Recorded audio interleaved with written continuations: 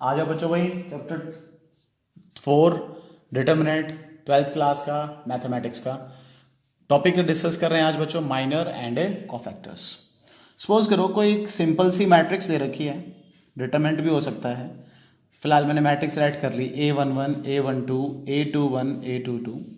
मुझे इस मैट्रिक्स के बच्चों माइनर फाइंड आउट करने हैं। क्या फाइंड आउट करने हैं? माइनर फाइंड आउट करने हैं। डिटर्मिनेंट के सपोज कर लो, मैट्रिक्स से सपोज कर लो। आप देखो इस पे टोटल कितने एलिमेंट्स हैं? 4। अब जितने इसके एलिमेंट है ना उतने ही इसके माइनर निकलेंगे। जितने एलिमेंट है उतने ही माइनर लिख लेंगे, लेकिन उसको रिप्रेजेंट कैसे करेंगे? उसको रिप्रेजेंट ऐसे करेंगे बच्चों भी, हम लिख देंगे m, और जिस किसी प्लेस का माइनर निकालना है ना वो प्लेस इसके साथ M11। M11 का मतलब क्या हो गया? फर्स्ट रो फर्स्ट कॉलम का माइनर। क्या मतलब होता है बच्चों माइनर का? माइनर का मतलब होता है small determinant obtained by deleting the corresponding place. मतलब जिस किसी प्लेस का मैं माइनर निकाल रहा हूं उस प्लेस को डिलीट कर दो। उसको डिलीट करने के बाद या उसको हाइड करने के बाद जो आपके पास बचेगा छोटा डिटरमिनेंट, उसकी जो भी वैल्यू होगी उसको माइनर कह रहे हैं। जैसे M11 फर्स्ट रो और फर्स्ट कॉलम को हाइड कर दो, क्या बच गया आपके पास? A22 दिखाई दे रहा है, इसका डिटरमिनेंट निकाल दो। तो बच्चों A22 का डिटरमिनेंट तो खुद A22 ही होगा, ये माइनर होगा। अगर मुझे फाइंड करना हो M12 का माइनर, तो M12 का क्या होगा बच्चों भाई? First row second column hide कर दो या डिलीट कर दो, क्या बच गया? A21। इसी तरह मुझे फाइंड करना है M21 का माइनर, मतलब सेकंड रो फर्स्ट कॉलम, ये रो बच्चों second row first column delete मार दो A12। अब मुझे फाइंड करना है M22 second row second column का माइनर, तो ऑब्वियस सी बात है A11 बचेगा, इजी होगा माइनर। इसी तरह फाइंड करते हैं बच्चों हम कोफैक्टर। बिल्कुल सेम यही प्रोसेस है, एक छोटा सा चेंज आपने डालना है बच्चों भाई। पहली बात तो कोफैक्टर को रिप्रेजेंट करेंगे कैपिटल A से, कैपिटल C से भी रिप्रेजेंट कर सकते हो। जिस प्लेस का कोफैक्टर निकालना है ना उस प्लेस का माइनर निकाल लो, और देखो ये फॉर्मूला लगा दो -1 to the power I plus J. अच्छा इसको IJ लिख लो पहले आप, इंटू MIJ। मतलब जो भी आपने माइनर निकालना है ना वही कोफैक्टर के इक्वल होगा, लेकिन उसमें एक एक्स्ट्रा साइन और यूज करना है, -1 to the power I plus J. अच्छा ये -1 to the power I plus J कई बार बच्चों के समझ नहीं आता, तो हम इसको डायरेक्ट बस ये कह देते हैं कि अगर ये प्लेस ओड है ना तो अपनी तरफ से एक माइनस साइन, मतलब इस प्लेस का सम अगर ओड है तो जैसे I हो 1 J हो 2 तो 1 + 2 क्या हो गया 3, तो ओड है ना तो अपनी तरफ से माइनस का साइन। अगर ये इवन हो तो अपनी तरफ से प्लस का साइन। बस ये एक्स्ट्रा काम आपने करना होता है, ठीक है। तो AIJ is equal to -1 raise to power I plus J into MIJ। बस इतनी सी बात समझ लो कि अपनी तरफ से ओड प्लेस का माइनस साइन लगाना है, बस आपने और कुछ फालतू काम नहीं करना, कोफैक्टर आ जाएगा आपके पास, ठीक है। तो जैसे अब यहां से मुझे कोफैक्टर फाइंड करना हो बच्चों भाई A12 का, मैं एक दो बता रहा हूं, A12 का जैसे माइनर फाइंड किया था सेम वैसे ही कोफैक्टर फाइंड करेंगे। एक्स्ट्रा क्या है? इस प्लेस का साइन लगाना है।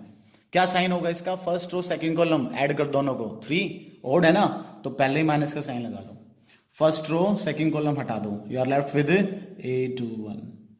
मान लो आपको फाइंड करना हो A21, ये प्लेस क्या है? 2 + 1 3 ओड है ना, माइनस का साइन लगा दो।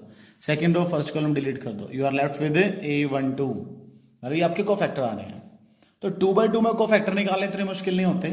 चलो मैं एक एग्जाम्पल 3/3 का लिख देता हूँ बच्चों भाई, देखते हैं 3/3 में आपको क्या दिक्कत आती है कोफैक्टर फाइंड आउट करने में। आती भी है कि नहीं आती दिक्कत, इसका पता लग जाएगा कोफैक्टर कैसे फाइंड आउट करता है। सपोज ये लिखा हुआ है, मेरे से कोई पूछ ले A23 का कोफैक्टर बताओ, मतलब कोई बता रहा हूँ बच्चों में, 2 3 मतलब second row third column delete कर दो, और ऑड प्लेस है तो बाहर पहले ही माइनस लगा लो। अब बच्चों देखो 2 3 को डिलीट करेंगे तो डिटरमिनेंट बच रहा है ना 2/2 का, तो इसलिए मैंने डिटरमिनेंट का साइन लगा दिया। क्या बच गया? 1 2 7 8 कर दो अब solve, minus product of diagonal minus non diagonal, 8 - 14 क्या हो गया? -6। एक माइनस बाहर है बच्चों, क्या बन गया? +6। ये मेरे पास A23 आ गया। क्लियर होगी बात किस तरह से 2 3 का हम कोफैक्टर फाइंड आउट करेंगे। अगर मुझे फाइंड आउट करना बच्चों भाई A22, तो गौर से देखो 2 2 कैसा प्लेस है? 2 + 2 इवन, तो इवन के लिए तो माइनस साइन नहीं यूज करेंगे ना, बस सेकंड रो डिलीट कर दो, सेकंड कॉलम डिलीट कर दो या हाइड कर दो, कुछ भी क्या लो। क्या बचेगा? यहां से डिटरमिनेंट बचेगा 1 3 7 9। करो बच्चों सॉल्व करो भाई। प्रोडक्ट ऑफ डायगोनल कितना हो गया? 9 माइनस नॉन डायगोनल कितना हो गया? 21। 9 - 21 का क्या आंसर आएगा? -12। कुछ भी आए मतलब टेंशन नहीं लेनी है, मजे से काम करना है, मैथमेटिक्स मजे से आता है। आगे बात समझ में आ गई बच्चों भाई? 8 2 3 इस तरह से कोफैक्टर निकाल सकते हो। तो कई बार ऐसा भी होगा इस पूरी की पूरी मैट्रिक्स का पूरी पूरी डिटरमिनेंट के कोफैक्टर भी निकालने पड़ेंगे हमें, है ना। पूरी डिटरमिनेंट दे रखी होगी ना, तो उस पूरी की पूरी डिटरमिनेंट के भी कोफैक्टर निकालने पड़ सकते हैं। ठीक है, अब मैं आपको कुछ रिजल्ट बताता हूँ, बड़े ध्यान से देखना बच्चों। सपोज करो भाई कोई ए मैट्रिक्स दे रखी है और लिखी हुई मैंने 1 -3 5 -6, इसके मैंने कोफैक्टर फाइंड कर दिए बच्चों भाई। A11 क्या बताना जरा, फर्स्ट और first column -6। A12 odd place है, फर्स्ट और सेकंड कॉलम 5, लेकिन ऑड प्लेस की वजह से -5। A21 second row first column बच्चों -3, ऑड की वजह से +3। A22 second row second column बच्चों भाई क्या बच गया 1। आगे सारे कोफैक्टर। अब अगर इस मैट्रिक्स की वैल्यू निकालनी हो ना बच्चों, इसका डिटरमिनेंट अगर सॉल्व करना हो तो बड़ा आसान है।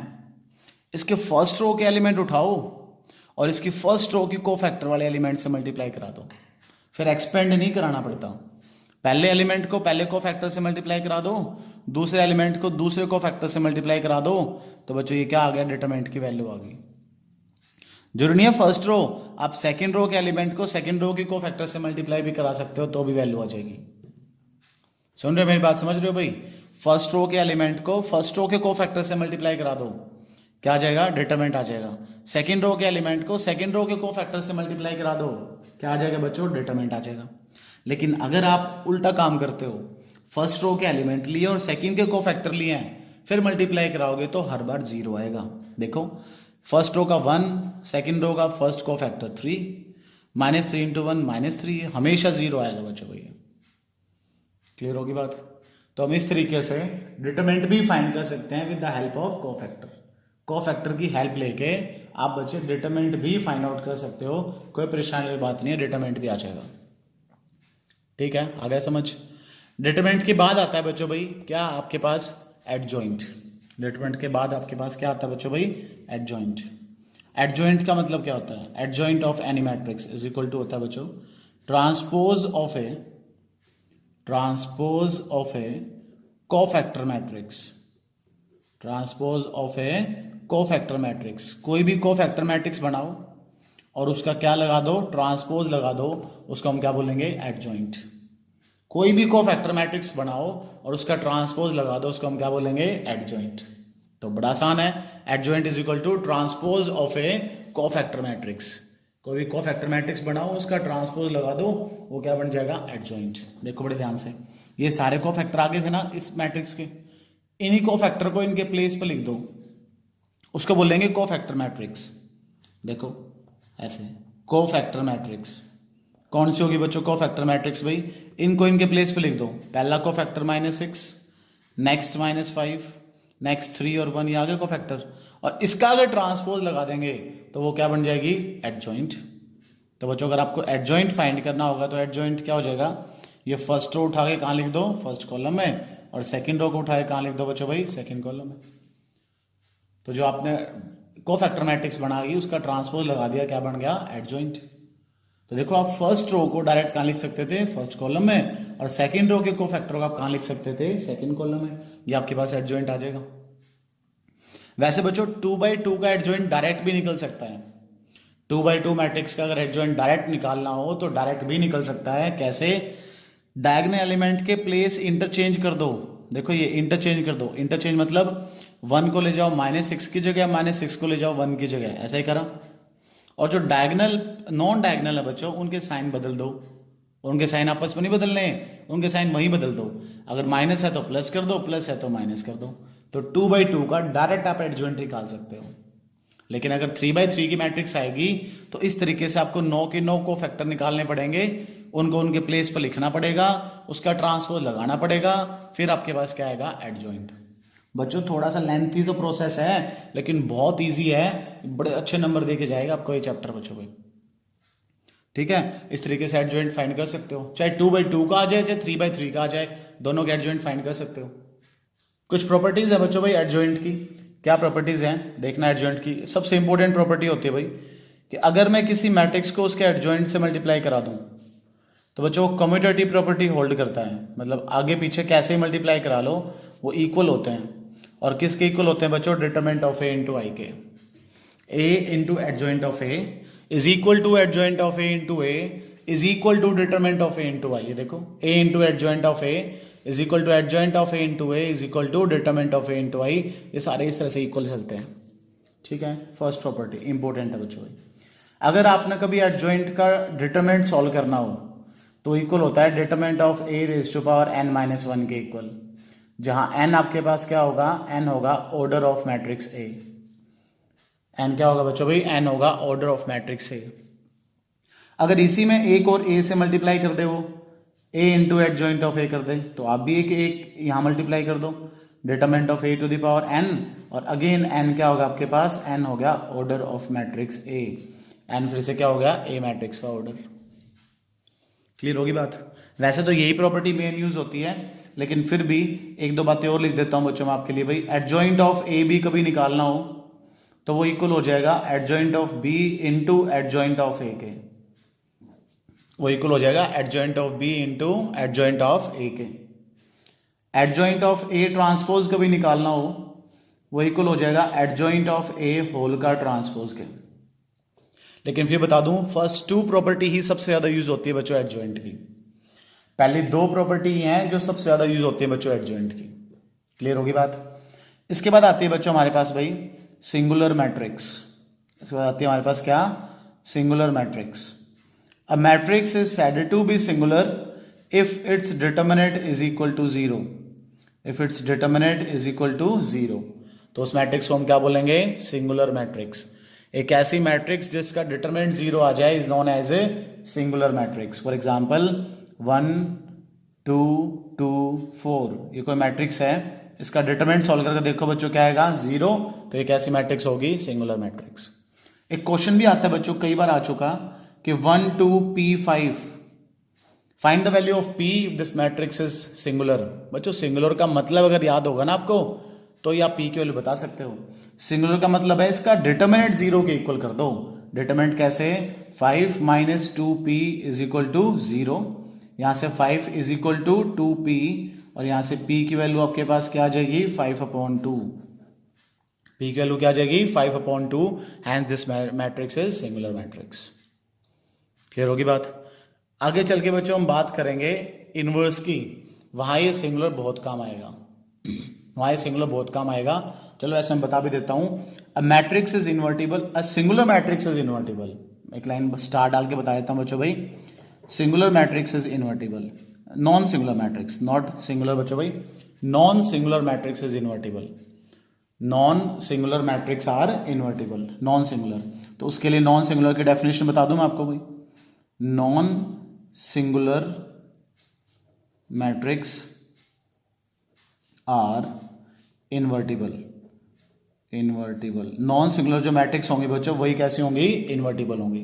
तो अब क्या होती है नॉन सिंगुलर मैट्रिक्स, देखो ध्यान से, यहां से पता लग गया होगा बच्चों आपको नॉन सिंगुलर का। Non singular, a matrix is said to be non singular if its determinant is not equal to 0। A matrix is said to be non singular if its determinant is equal to 0। एक matrix को हम non singular matrix बोलेंगे अगर बच्चों उसका determinant क्या हो जाए, नॉट इक्वल टू 0। तो मैंने ऊपर लिख दिया, नॉन सिंगुलर मैट्रिक्स ही क्या होती हैं, इन्वर्टिबल हो सकती हैं, है ना। अ non singular matrix is invertible. और अगर आपने किसी मैट्रिक्स का इनवर्स निकालना है बच्चों तो उसके इनवर्स का फॉर्मूला होता है A inverse is equal to adjoint of A divided by determinant of A.